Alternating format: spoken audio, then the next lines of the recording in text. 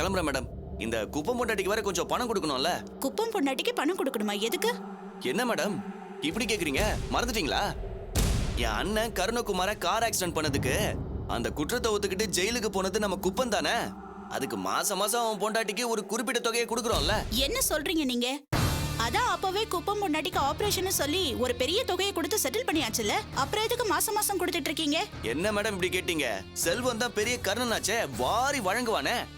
அவ்வளவு ஏன் என் அம்மா போய் அவன் மேல கம்ப்ளைண்ட் கொடுத்து உள்ள தள்ளியும் கூட மாசம் மாசம் 10,000 ரூபாய் செலவு கொடுத்துட்டு இருக்கானே. தன்னை உள்ள தள்ளினவங்களுக்கே மாசம் மாசம் 10,000 ரூபாய் கொடுத்துட்டு இருக்கும் போது தனக்காக உள்ள போன குப்பம் குடும்பத்துக்கு பணம் கொடுத்து உதவி பண்ணாமையா இருப்பான்? மாசம் மாசம் நான் தான் தவறாம கொடுத்துக்கிட்டு இருக்கேன். அதை ஒரு பெரிய வேலையா நான் தான் செஞ்சுக்கிட்டு இருக்கேனே. தப்பு. இது ரொம்ப தப்பு. இது நடக்க கூடாது. என்ன மேடம் சொல்றீங்க? எதுக்கு போய் அவங்க வயித்துல அடிச்சுக்கிட்டு? நாம வாழ வேணாமா?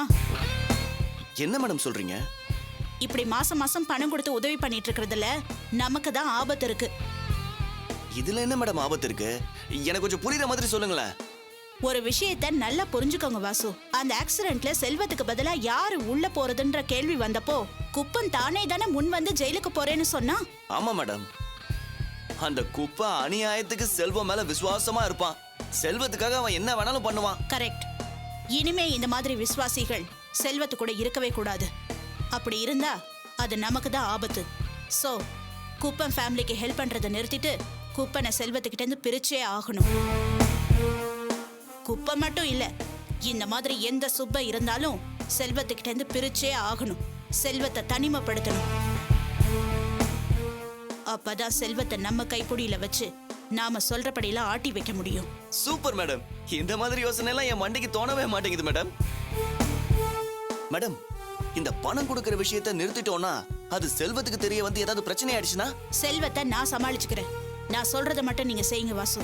பணம் கொடுக்கிற பிசினஸ் எல்லாம் இன்னையோட ஸ்டாப் பண்ணிடுங்க. புரிஞ்சுதா? சரி, ஓகே மேடம். நீங்களே சொல்லிட்டீங்க, அப்புறம் எனக்கு என்ன வந்துச்சு? நான் கிளம்புறேன் மேடம். வரேன்.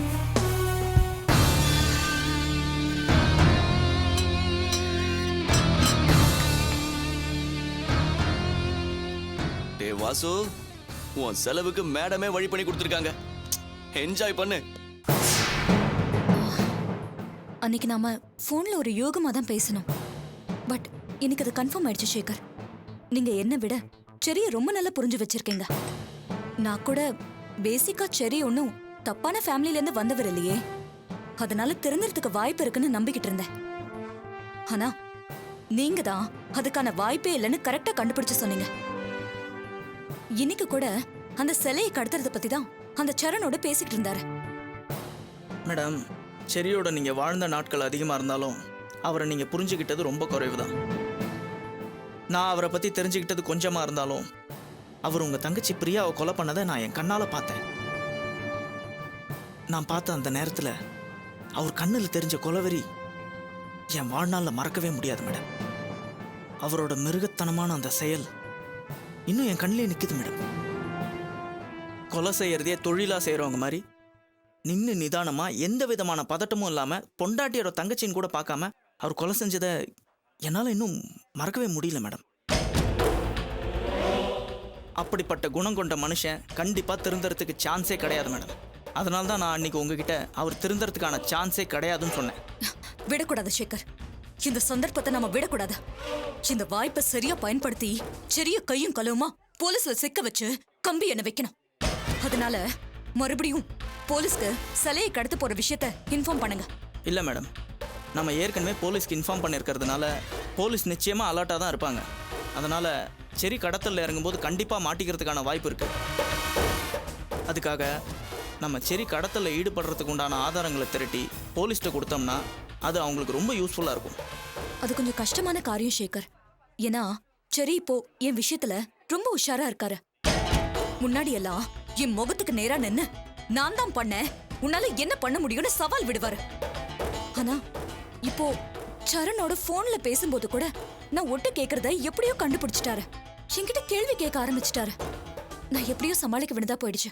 இந்த சூழ்நிலையில நான் எப்படி ஆதாரங்களை கலெக்ட் பண்ண முடியும்? நீங்க கவலைப்படாதீங்க மேடம், அதுக்கு ஒரு வழி இருக்கு. என்ன வழி? மேடம், இந்த படத்துலலாம் வில்லனோட ரகசியங்களை தெரிஞ்சுக்கிறதுக்காக போலீஸும் ஹீரோவும் சேர்ந்து இந்த மைக்கு வச்சு ஒட்டு கேட்பாங்கல்ல, அந்த மாதிரி நாமளும் மைக்கை செட் பண்ணிடலாமே. எனக்கு தெரிஞ்ச எலக்ட்ரானிக் கூட்ஸ் வைக்கிற ஒருத்தர் இருக்காரு. அவர்கிட்ட அந்த மைக்கும் ரிசீவரும் கேட்டு நான் வாங்கி தரேன். நீங்கள் அதை செரியா அவர் ஃப்ரெண்டும் மீட் பண்ணுற முக்கியமான இடத்துல ஃபிக்ஸ் பண்ணிடுங்க. அநேகமாக அவங்க உங்கள் வீட்டிலலாம் மீட் பண்ணி சதித்திட்டம் போட மாட்டாங்க. பொது இடத்துலையும் மீட் பண்ணி பேச மாட்டாங்க. எனக்கு தெரிஞ்சு ஆஃபீஸில் செரி கேபினில் தான் சந்தித்து பேசிக்கணும். நீங்கள் அந்த மைக்கை அவர் கேபினில் ஃபிக்ஸ் பண்ணிவிட்டு நீங்கள் உங்கள் வீட்டில் இருந்து அவங்க என்ன பேசுகிறாங்கன்றதை கேட்டுக்கிட்டு அதை அப்படியே ரெக்கார்ட் பண்ணி வச்சுக்கோங்க. நம்ம போலீஸ்க்கு ஆதாரமாக கொடுத்துடலாம். Very good idea. முள்ளாடு தான் எடுக்கணும்.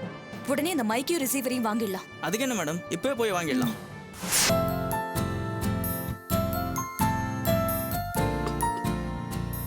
நந்தினி,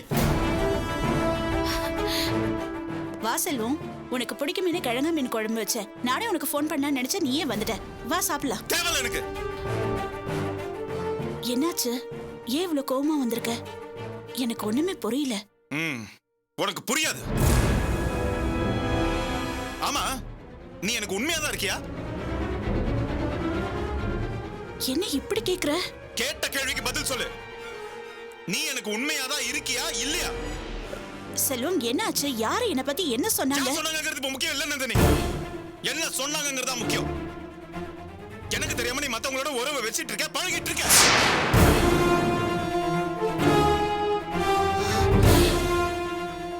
செல்வம், என்ன வார்த்தை சொல்லிட்டு? நான் அந்த அர்த்தத்துல சொல்ல. நீ வாசுவோட பழகிட்டு இருக்கியா?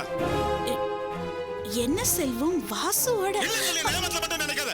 எனக்கு தெரியாம வாசு இந்த வீட்டுக்கு வந்துட்டு போயிட்டு இருக்கான். உனக்கும் அவனுக்கு ஒரு ரிலேஷன்ஷிப் இருக்கு. இல்லன்னு சொல்லி மறக்க முடியுமா உன்னால? இல்ல செல்வம், வாசு. பேசாத நீ. இந்த விஷயத்தை கேள்விப்பட்டோன்னே என் மனசுக்கு எவ்வளவு கஷ்டமா இருந்துச்சு தெரியுமா?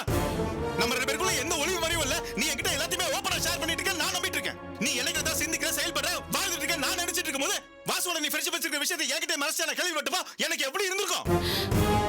இல்ல செல்வம், நான் சொல்றது கொஞ்சம் என்னது சொல்ல போற? நான் என்னத்தை கேட்கணும்? எனக்கு தெரியாம வாசு கூட மட்டும் தான் பழகிட்டு இருக்கியா இல்ல வேற யாரு கூட யாரு கூட பழகிட்டு இருக்கியா?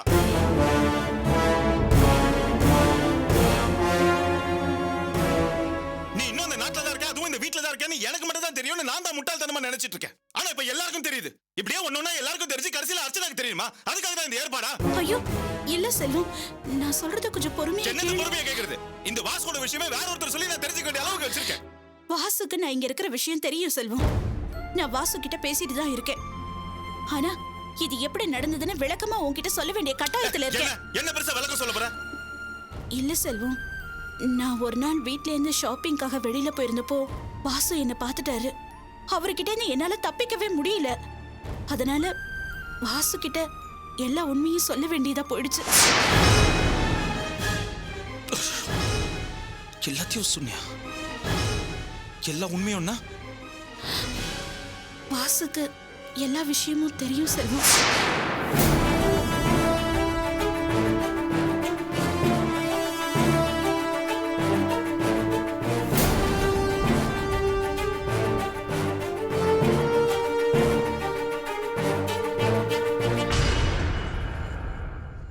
நீ முன்னெல்லாம் குடிச்சிட்டு எங்க வீட்டுக்கு வருவேல செல்வம், அப்பெல்லாம் உன்னை வாசு டிராப் பண்ணிருக்காராம். இதெல்லாம் வாசு சொல்லிதான் எனக்கே தெரியும். அப்படியாப்பட்டவர்கிட்ட எதுக்கு உண்மையெல்லாம் மறைக்கணும்னு தான் நான் எல்லா விஷயத்தையும் சொல்லிட்டேன். ஆனா நீ வாசுவை நினைச்சு பயப்பட வேணாம் செல்வம். அவருக்கு உன் மேல ரொம்ப பாசம் இருக்கு.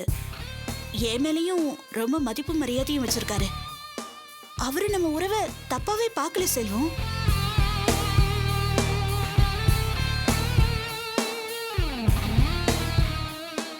ஏ இந்த சேட்டு ஆரம்பத்துல நம்ம உறவை தப்பா தானே பார்த்தாரு. ஏன் இன்னைக்கு வரைக்கும் அவர் என்ன மரியாதையோட பாக்குற மாதிரி எனக்கு தெரியல. நான் ஏதோ அர்ச்சனாக்கு துரோகம் பண்ற மாதிரியே பாக்குறாரு. ஆனா வாசு அப்படி இல்ல செல்வம், என்ன ரொம்ப மரியாதையோட பாக்குறாரு. இன்னும் சொல்ல போனா உனக்கும் அர்ச்சனாக்கும் இருக்கிற பொருத்தத்தை விட நாம ரெண்டு பேரும் தான் சரியான பொருத்தம்னு வாசு சொல்றாரு. நம்ம உறவை புரிஞ்சுக்கிட்டவரு, மதிக்க தெரிஞ்சவரு. இன்னொரு விஷயம் சொல்லட்டுமா? நம்ம உறவை பத்தி தெரிஞ்சுக்கிட்ட வாசு இது வரைக்கும் இத பத்தி வேற யார்கிட்டயாவது சொல்லியிருக்காரா? இல்ல இந்த விஷயம் தெரிஞ்ச மாதிரி உன்கிட்டயாவது காட்டியிருப்பாரா? நம்மளை விட இந்த விஷயத்த ரொம்ப ரொம்ப ரகசியமா காப்பாத்திட்டு இருக்காரு. இதுல இருந்து வாசுவை பத்தி உனக்கு புரியலையா? வாசுவோட ஃப்ரெண்ட்ஷிப்னால எனக்கு இது வரைக்கும் எந்த கெடுதலும் நடக்கல செல்வம். அத நீ புரிஞ்சுக்கணும்.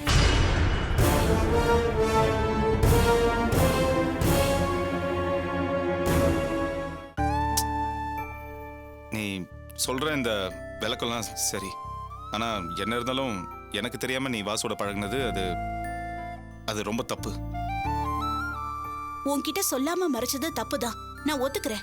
ஆனா இந்த விஷயத்த நான் உன்கிட்ட எப்படி சொல்றது, சொன்னா அதை நீ எப்படி எடுத்துப்பேன்னு எனக்கு தெரியல. அதனாலதான் நான் உன்கிட்ட இருந்து இதை மறைச்சேன். மத்தபடி வேற எந்த காரணமும் இல்ல.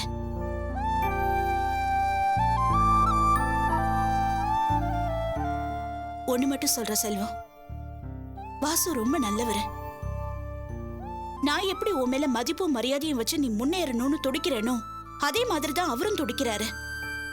அவர் குடும்ப வாழ்க்கை டைவர்ஸ் வரைக்கும் போனாலும் நீ ஒரு பெரிய பதவியில உட்காரணும், நீ அசோசியேஷனோட தலைவர் ஆகணும்னு ராப்பகலா உழைச்சுக்கிட்டு இருக்காரு.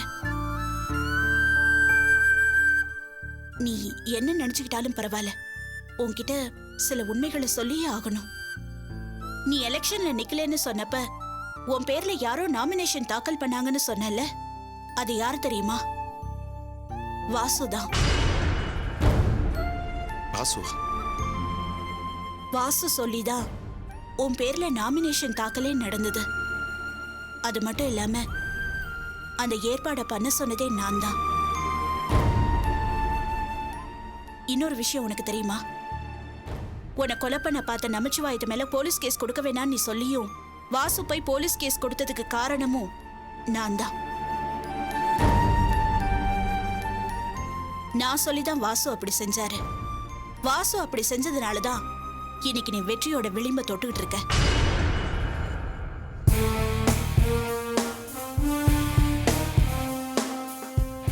நானும் வாசுவும் பேசிட்டு இருக்கிறதுனாலதான் இதெல்லாம் எங்களால செய்ய முடிஞ்சது. நாங்க 2 பேரும் இப்படி செய்யலன்னா என் நேரம் நீ எலெக்ஷன்ல இருந்து காணாம போயிருப்ப.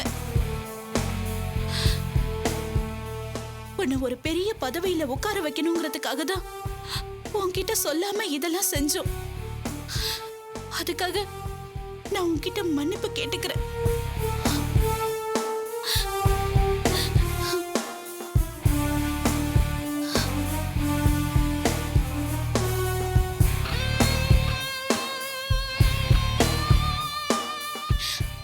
இதுக்கப்புறமும் நான் செஞ்சது தப்புன்னு நீ சொன்னேன்னா நீ என்ன முடிவெடுத்தாலும் நான் அதுக்கு கட்டுப்படுறேன்.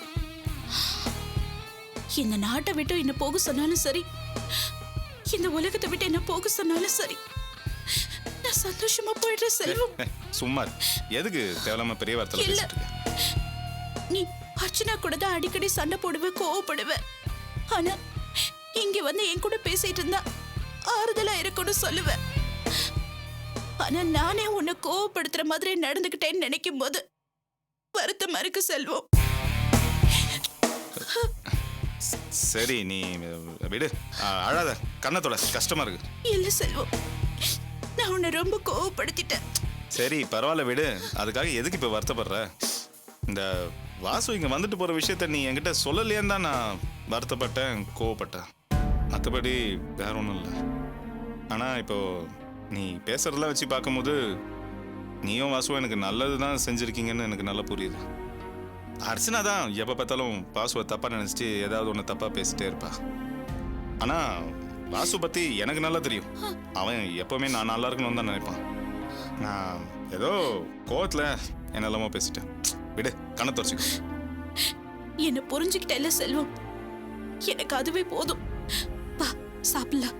ஆமாமா, கிழங்கா மீன் சொன்னல, கை கழுவிட்டு வர ஒரு புடி பிடிக்கலாம். உன் கோவத்தை எப்படி அடக்கணும், உன்னை எப்படி மடக்கணும்னு எனக்கு தெரியாதா?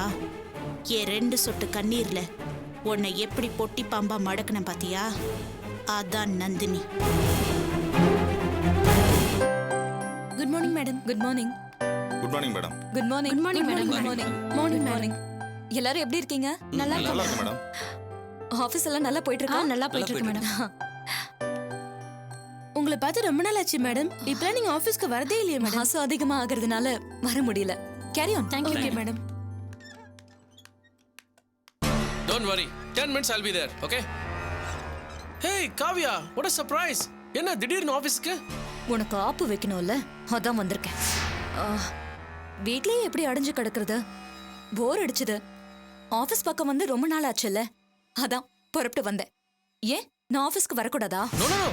நான் ஒன்றும் அந்த அர்த்தத்தில் சொல்லலை.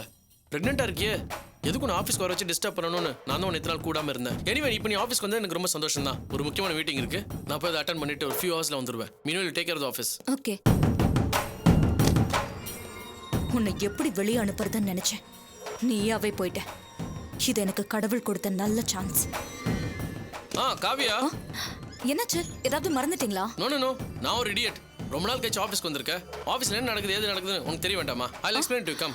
பரவாயில்ல, என்னமோ அர்ஜென்ட் மீட்டிங்னு சொன்னீங்க, போயிட்டு வாங்க. அது No அப்புறம் no no பார்த்துக்கலாம். no no.